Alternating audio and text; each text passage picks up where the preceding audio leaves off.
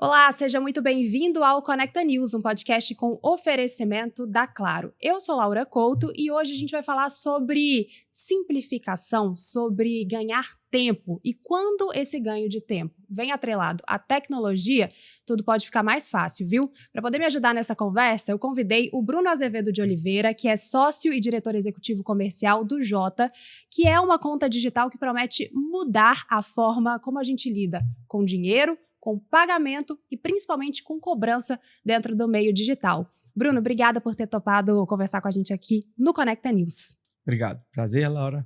É bom estar com você junto com os ouvintes. Eu acho que a galera vai gostar bastante do que eles vão escutar, porque isso quebra bastante paradigma e ajuda nessa parte que você comentou, que é de tempo. Hoje o nosso tempo é finito, mas com o Jota ele vai parecer que ele está infinito. Vamos explicar então um pouquinho para o nosso ouvinte, para quem está acompanhando o Conecta News, como que surgiu o Jota e o que exatamente ele se propõe a resolver no mercado. Ótimo. Nós temos hoje um CEO que é o fundador do Jota, que é o Davi Holanda, e o Davi Holanda ele foi executivo do PagBank, atual PagSeguro, onde ele liderou diversos produtos e também liderou o IPO do PagBank. E durante todo esse período, o que mais incomodava para ele era a questão do tempo. Ele entendia que ele precisava de melhorar a velocidade dos produtos e serviços financeiros para que os empreendedores tivessem mais tempo de olhar para novos negócios, seja uma reforma de uma loja, seja uma expansão, ou seja produtos que ele queira lançar. E aí, durante esse período que o Davi estava nessa empresa, ele viajou bastante para alguns mercados, como Índia, Indonésia e China, e ele começou a estudar esses devices, tecnologias de lá. E aí ele entendeu que lá a operação acontece através do WhatsApp. E aí ele trouxe essa ideia para o Brasil e aí construiu o Jota por aqui. Para quem não conhece, como que você explicaria o que é o Jota? Como que ele funciona? Legal, ótima pergunta. O Jota, basicamente, ele é um assistente que funciona pelo WhatsApp. Então é como se você tivesse uma pessoa para conversar com ela 24/7.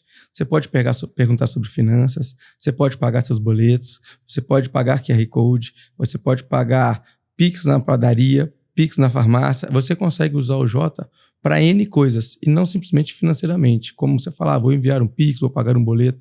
Não, o Jota é uma secretária eletrônica, é um lembrete e ainda, por fim, ele consegue render todo o dinheiro que está na conta Jota. Automaticamente. O Jota, ele é relativamente novo, né? Tem pouco mais de um ano que ele entrou aí no mercado e já tem resultados muito bons. Você pode trazer alguns cases de sucesso pra gente? Lógico. Hoje a gente fala que o Jota já está a nível nacional. E aí o Jota, ele nasceu para ajudar o empreendedor, como a gente citou. Mas não obstante a isso, ele pode atender todo mundo que está no WhatsApp. E aí quando a gente faz essa pergunta, a gente pergunta, quem hoje usa o WhatsApp? Todo mundo. Todo mundo. E aí essa é a ideia, fazer praticidade não na vida do empresário, mas também na vida das pessoas físicas, porque elas também têm boletos, elas também têm que pagar suas contas, elas também precisam de uma ajuda financeira, quando a gente olha no olhar clínico de finanças. E aí você pergunta, quem são alguns cases? A gente tem Porcão, que está rodando conosco desde fevereiro, a gente tem a Romanel aqui em Minas Gerais, que eles têm mais de 6 mil revendedoras, além das lojas físicas, a gente tem outros restaurantes, Berilo, A Granel, Tia Maluca, enfim. Então, se a gente ficar aqui agora, eu vou ficar à tarde citando bastante exemplo de clientes que rodam não só em Belo Horizonte, mas em outras praças, assim como São Paulo, Rio, Mato Grosso do Sul, Espírito Santo. Então, a gente vê que o Jota hoje está em todo lugar. Ele vem se popularizando de uma forma muito rápida. Bruno, você falou que o público-alvo de vocês são pessoas que utilizam o WhatsApp, então acho que eu já posso colocar toda a população brasileira e também o mercado exterior. Mas de que forma essa plataforma ela consegue atender especificamente o empresário e também pessoas físicas? As demandas são diferentes? Consegue atender esses dois espectros, o CNPJ e o CPF? Claro. Na verdade, como a gente citou, né, o Jota ele tinha um olhar muito mais clínico para ajudar o empresário. Mas a gente sabe que as pessoas físicas, às vezes um MEI ou um profissional autônomo de menor porte, ele também precisa de ajuda. E aí, quando a gente olha para esse olhar, a gente olha como ajuda financeira de fato. Ele não consegue fazer algumas gestões, alguns controles, e o Jota nasceu para isso. Então, quando a gente olha de um empresário de maior porte, a gente sabe de alguns cases que a gente citou, que o empresário às vezes gastava 2, 3 horas por dia pagando boleto. Com o Jota, ele ganhou uma escala de quase 2 horas e meia. E aí você fala, como assim, Bruno? Ele não tem aquela dificuldade mais de ficar lendo o QR Code com aqueles revolvinhos igual antigamente. Ele simplesmente, quando você tem uma conta no Jota, seja ela CNPJ ou CPF, o Jota já consegue buscar qualquer emissão de boleto naquele CNPJ. Então, quando um boleto é emitido para aquele CNPJ, o Jota já aparece falando com ele. Olá, tudo bem? Você tem esse boleto para faturar daqui 15 dias. Você quer agendar, pagar ou ocultar? Por que a opção de ocultar? Porque a gente sabe que alguns boletos hoje são emitidos de uma forma não compliance. E a gente, para não ficar incomodando o empresário, a gente fala, pode ocultar, que esse boleto não vai te avisar mais. E aí o empresário fala, mentira, eu vou pagar através de um simples toque, ou um simples toque, ou um simples áudio. Isso é muito legal, porque acho que essa relação que a gente tem com o dinheiro, com os bancos, ela já mudou muito. Se a gente pegar outras gerações, assim, com o surgimento de fintechs e tudo mais, houve uma digitalização, um processo de tecnologia mais presente dentro dessas formas de pagamento. E aí eu queria um pouco do seu olhar quanto a essa relação entre pessoas e esse processo com o dinheiro. Isso está mudando? Esse processo de automatização é a tendência? A gente vai ficar cada vez mais tecnológico? E aí eu não estou falando só do Jota, não. Estou falando num cenário geral aqui no Brasil. Essa foi uma ótima pergunta. Eu vou ser audacioso e falar que o Jota, junto com a IA, ela pode ser a próxima revolução industrial. Nossa, Bruno, você foi bem audacioso mesmo. De fato, a ideia é essa, porque se a gente olhar na parte financeira bancária, quem que era o maior e mais rico banco antigamente, na primeira onda? Quem tinha mais agência. Então, o core do banco é abre agência, que eu sou o melhor. Com o lançamento de apps, que veio a segunda onda, quem tivesse o melhor app, a melhor solução, começava a se tornar o melhor banco. Tanto é que a gente vê que os bancos começaram a fechar agências em massas e fazer demissões em massas. A gente entende que agora é a terceira onda. Essa onda agora, está dentro do WhatsApp, ela começa também a melhorar essa parte de usabilidade. Porque, como você falou, o app hoje, muitas das vezes, ele não carrega, ele dá interferência. Se a sua internet não estiver tão boa, ele não funciona. E o WhatsApp não. O WhatsApp ele usa o mínimo de internet possível para conseguir fazer todos esses links e todas essas ligações. E isso, de fato, é uma nova evolução. E não dá para a gente poder falar sobre, claro, dinheiro sem segurança, né? Eu acho que, com certeza, você já deve ter ouvido isso quando alguém vai te perguntar sobre o Jota ou sobre o mercado de tecnologia envolvendo finanças em geral. É seguro? Eu posso confiar? Quais são os passos que hoje a gente precisa passar dentro dessa digitalização, desse processo de tecnologia, quando a gente está falando de finanças, para poder garantir que o usuário final vai confiar de fato no seu produto? Ótimo. Perfeita pergunta. E, de fato, quando a gente olha para o cenário mineiro, eu vou falar do mineiro porque o mineiro ele é o mais desconfiado do mundo, ele desconfia até da sombra. É muito legal essa pergunta porque quando a gente olha qual a plataforma o Jota está utilizando, ele utiliza o WhatsApp. E aí o WhatsApp, diferente de um banco, ele está no mundo inteiro. Então, se o WhatsApp não tem segurança, como que ele estaria no mundo inteiro? Então, a gente tem a verificação da meta business, que é do WhatsApp, além de a gente ter outras camadas e fatores de proteção. Vamos dar um exemplo. Quando você abre o seu WhatsApp hoje, você consegue bloquear por Face ID. Então, a pessoa nem abre o seu WhatsApp. Primeiro ponto é esse. E o segundo, toda e qualquer transação do Jota, obrigatoriamente, ela precisa de senha. Seja de 1 centavo ou de 1 trilhão de reais. Então, imagina que alguém roubou o seu celular. Os seus apps do banco estão lá. O Jota também está lá. Ele não tem a senha de nenhum e quando você coloca o permissionamento para o Face ID, ele nem entra no seu WhatsApp. Então, é mais uma camada de segurança. Quando a gente olha na parte bancária, a gente hoje tem a regulamentação de todos os bancos criteriosos. Então, hoje quem processa para a gente, que faz o pagamento como banco, é a Celcoin. E a Celcoin está dentro do Banco Central. E aí é muito legal também porque você fala, Bruno, mas todo esse dinheiro que está no Jota hoje, aonde ele fica? O Jota é uma empresa de pagamento, é uma empresa de IP, instituição de pagamento. Como instituição de pagamento, obrigatoriamente todos os dias, todo monetário que está dentro do Jota, ele dorme dentro do Banco Central. Então, diferentemente de um FGC, que os bancos tradicionais garantem qualquer aplicação ou investimento até 250 mil, o Jota garante 100%. Então, quer dizer que se o cara tiver aqui R$1 bilhão, ele pode ficar despreocupado? Pode, porque todo dia, às 20 horas, automaticamente, o Banco Central consome esse valor, dorme na conta dele, no outro dia, às 8 horas da manhã, ele volta o dinheiro para o cliente processar, trabalhar e usar da forma que ele achar melhor. Você ainda acha que há uma resistência quando a gente está falando de tecnologia na área financeira? Eu te pergunto isso, Bruno, porque eu sinto que, não vou falar na última década, nos últimos anos, e se eu for ser mais específica, nos últimos meses, a gente teve, por exemplo, ChatGPT virando um movimento que é quase que unânime, né? Da pessoa que tem 1 ano de idade até a pessoa que tem 100. Todo mundo conhece o ChatGPT, ainda que não saiba usar. Então, vamos colocar assim, tem uma proximidade maior. Quando a gente está falando de finanças, há uma resistência, há uma dificuldade de convencer que essa tecnologia é segura, que essa tecnologia funciona? Boa pergunta. Quando a gente fala do ser humano de uma forma geral, ele já tem dentro dele um não por qualquer novidade, seja em tecnologia, seja em finanças, seja da vida. Então, existem estudos, enfim, que o ser humano, quando você apresenta uma solução para ele, por mais fantástica que seja, a maioria deles, é claro, não são todos, o primeiro dele é, não, estou bem como estou.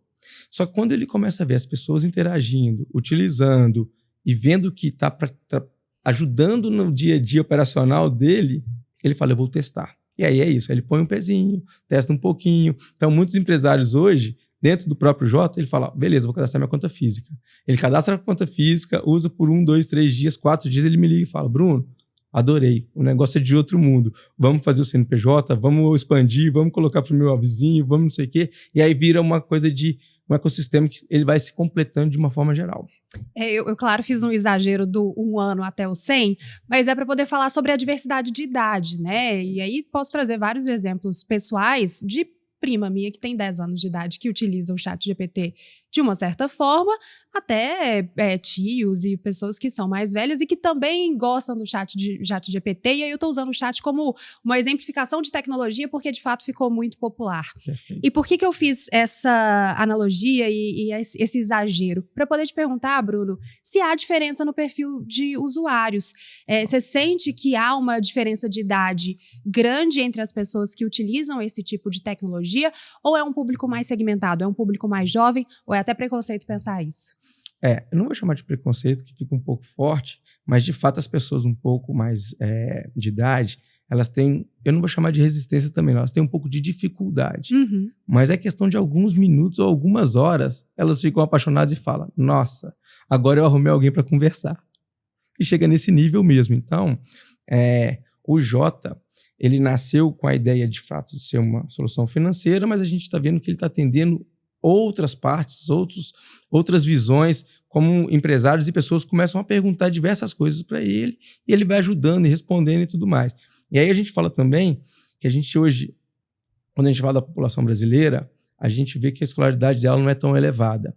E o Jota, ele consegue ajudar nesse processo porque ele consegue resolver as questões ou fazer um processo financeiro para o empresário através de um simples áudio. Então ele não precisa nem descrever. E aí a gente vê que isso também é uma inclusão, seja para uma pessoa mais velha que às vezes tem dificuldade de enxergar os números e digitar, ou para uma pessoa que talvez não tenha uma escolaridade tão alta. E aí quando a pessoa começa a sentir isso, ela fala, não estou acreditando. A gente tem uma empresária que tem mais de 1.500 pessoas debaixo do guarda-chuva dela, lá de São Paulo, que chama Quatri Engenharia, que ela demorou 1 semana para começar a mexer com o Jota de fato. Hoje, ela é vamos dizer, né, ela é uma multiplicadora do Jota lá em São Paulo de uma forma muito sadia. Pensando no mercado, no geral, o mercado de tecnologia voltado para as finanças, hoje, que tipo de avanço a gente precisa ter para que esse meio digital se torne uma solução e não um problema? Passa por política pública, passa pela iniciativa privada, pelos incentivos que a gente tem a esse setor? Como que você enxerga a área da finança envolvendo segurança e tecnologia? Legal, boa pergunta. É como eu te falei, né? O Jota, quando ele foi cadastrado, criado dentro do Brasil, ele basicamente entrou em contato com o Banco Central, pagou algumas coisas, criou alguns serviços, então, de fato, não é simplesmente, eu vou abrir uma instituição de pagamento e aí, beleza, abrir o CNPJ e tal e pronto. Não, de fato, a gente tem algumas regras, algumas seguranças que nos obrigam a ter alguns vigores antes de fato a gente falar, podemos ir para o mercado, vamos mostrar nosso produto, vamos dar segurança para o cliente, vamos mostrar que ele é viável de uma forma muito sadia. Pensando aí para as empresas, para os empreendedores, eu sinto que há também, aí eu também não vou usar a palavra preconceito, mas existe uma ideia de que apenas aquela empresa que já chegou ali no seu platô, que está no auge, que está super bem financeiramente, que está estável, que é capaz de trazer uma digitalização, promover uma transformação digital. E conforme a gente tem conversado aqui no Conecta News, a gente tem tentado mostrar que a empresa pequena, o empreendedorismo, aquela empresa que está começando, ela já pode começar digital.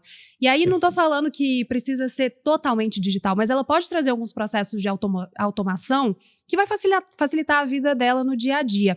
Essa é uma visão que você corrobora, e como que a gente pode fazer isso para que essa mudança digital, essa transformação não fique acoplada somente nas empresas que já estão no auge, que já estão subindo? Boa pergunta. Eu vou dividir a resposta em duas partes. Por favor. Vou falar primeiro um pouquinho desse MEI, ME e pequeno empresário. Quando a gente apresenta o Jota para ele, de fato ele causa uma estranheza, porque ele simplesmente só ouviu falar de IA. Todo mundo fala de IA 3, 4 anos atrás, IA pra cá, que vai resolver lá. Ou ele vê no filme. No filme funciona de uma forma muito legal e ele fala, nossa, se eu tivesse isso. Quando ele vê, de fato, funcionando, ele assusta um pouquinho. Mas nada melhor da gente fazer igual a gente fez aqui. Eu cheguei um pouquinho antes, a gente brincou um pouquinho com o Jota Sim. E eu te surpreendi. E aí eu tenho certeza que você já vai criar sua conta, já vai começar a usar os serviços e produtos e falar assim, beleza, realmente existe, é de fato. Então é assim que a gente vai fazendo com o pequenininho. A gente mostra para ele a solução, a gente usa de fato em tempo real como que é a funcionalidade, não simplesmente só explana sobre ela, e aí a gente quebra essa primeira barreira, porque uma coisa é eu falar, não, cadastra aí, é muito legal, vai funcionar para você. Ponto. Outra coisa é eu falar assim, ó, vamos testar junto. A gente testa com ele fala, nossa, não acredito. E daí vai. E aí agora respondendo na segunda parte, que são os grandes. Os grandes também estavam nesse mesmo viés. Quando eu sentei com o Guto da Romanel, um abraço para você, Guto, ele falou comigo assim, Bruno, tem 2 anos que a gente está falando de IA e ninguém implantou. E aí você me mostra isso aqui, eu não vou dormir hoje. Então imagina, é um empresário de grande porte, é um empresário que tem graduação, pós-graduação, o cara entende de finanças de uma forma diferente, e ele falava que todo mundo do time dele falava de IA, mas ninguém praticava. Então, às vezes, a gente compara que o grande às vezes está muito na frente, mas ele está no mesmo patamar do pequeno. Quando a gente fala de evoluções tecnológicas, quando a gente fala de inteligência artificial. Eu queria focar um pouco sobre a parte de trás, porque a gente está falando em ofertar esse serviço, falamos agora sobre como que esse serviço pode chegar na ponta do empreendedor, da pessoa que já tem uma empresa consolidada, mas você está atrás ali da gestão de uma empresa de tecnologia, né? Então, eu queria um pouco do seu olhar quanto a isso. Quais são os desafios de fazer com que uma empresa de tecnologia funcione e opere bem no Brasil hoje? Há desafios ainda? O setor está aberto? O setor está receptivo? O mercado está aberto a essas proposições, a essas inovações, vamos colocar assim? Ótima pergunta. Eu vou te responder ela falando um pouquinho dos meus concorrentes. Quando a gente começou o Jota um tempo atrás, a gente entendia que a gente vai ser um novo unicórnio. A ideia é que a gente seja empresa que vai mostrar uma nova forma do empresário falar com as finanças ou trabalhar no seu dia a dia operacional. E aí, com esse passar desse tempo, a gente vê que os bancos tradicionais e novos entrantes estão copiando a nossa solução. Então, isso indica que a gente está num caminho muito certo, e aí a tendência é que esses modelos tradicionais migrem para o que o Jota faz hoje. E eu acho interessante a gente falar isso, Bruno, porque a gente tem se propondo a trazer aqui no Conecta News um pouco de perspectiva também de mercado, para quem está acompanhando o podcast e fica pensando, eu tenho uma ideia que pode ser inovadora, mas como que eu faço para que isso chegue na ponta ali do mercado? E a gente estava até conversando nos bastidores um pouco disso, que vem de uma dor ali do dia a dia, né? Preciso fazer um Pix. Todo mundo acho que já passou por uma experiência de preciso fazer um Pix? Não, mas eu faço para você depois que eu terminar meu trabalho. Ou tô muito agarrado aqui, daqui a pouquinho eu faço essa transferência para você. Então, vem de uma dor do dia a dia, que acho que todo mundo tem, e a pessoa consegue monetizar isso, consegue transformar isso em tecnologia e inovação.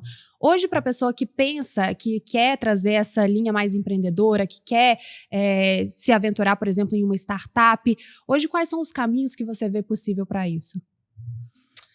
O que eu posso falar, Laura? Eu acho que, assim, nós brasileiros ou nós seres humanos, a gente de fato está sempre incomodado com algo, não simplesmente, que igual você falou, daqui a pouco eu faço um Pix que hoje é muito difícil, eu tenho que entrar no meu app, até ele carregar, faz meu Face ID, quanto tempo eu perdi para fazer isso? Mas a gente olha, basicamente a gente está falando desse de finanças, mas a gente pode olhar para escolas, que eu acho que tem que ter uma evolução que não aconteceu ainda. Então o mercado hoje, ele é muito aberto para muitas novidades. Exemplo, como eu falei, escola. Eu entendo hoje que as escolas, elas usam o mesmo meio didático de 1 milhão de anos atrás. E não é mais assim que o mundo funciona. Então, daqui a pouco, vai ter uma pessoa que vai implantar um app, ou vai implantar uma solução, às vezes, dentro do próprio WhatsApp. E por que não? A aula ser dentro do WhatsApp. Então, olha uma sacada. E por que não os clientes não começarem a vender seus produtos dentro do WhatsApp?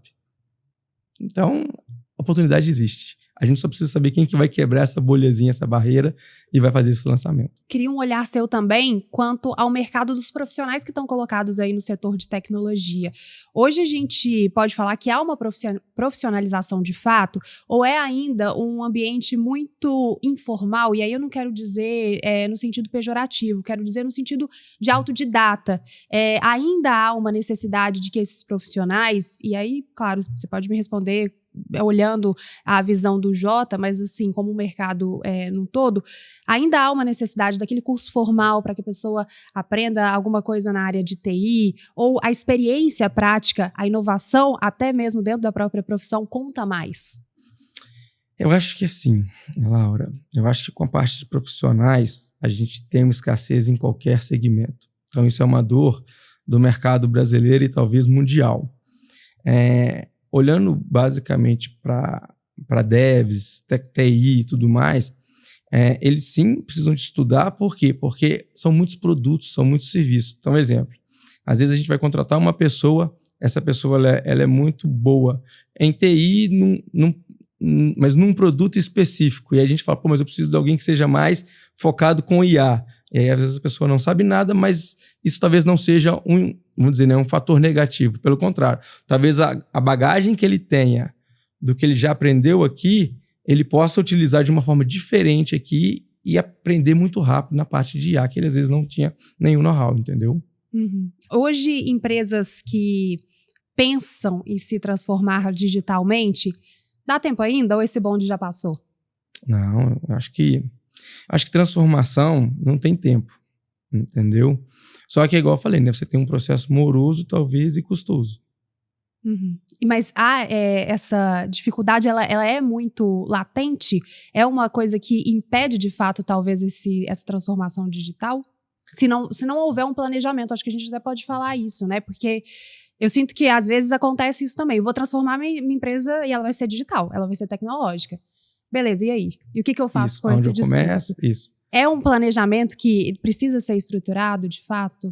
Porque, igual você falou, essa implantação digital, e aí vamos olhar um pouquinho para o viés do Jota. O Jota nasceu para ser um assistente financeiro. E aí imagina, hoje na sua empresa você tem 10 funcionários que trabalham na área de finanças. Então imagina, era 2 só para poder pagar boleto. Se o Jota faz isso tudo em 1 hora, por que você tem 2 funcionários ali? Então não quer dizer que você vai mandar esses caras embora, você vai demiti-los, mas pelo contrário, talvez você tenha outros serviços que está deixando de lado, e aí você fala, eu vou te realocar para poder fazer isso, isso e isso, porque a empresa vai trabalhar melhor com esse viés.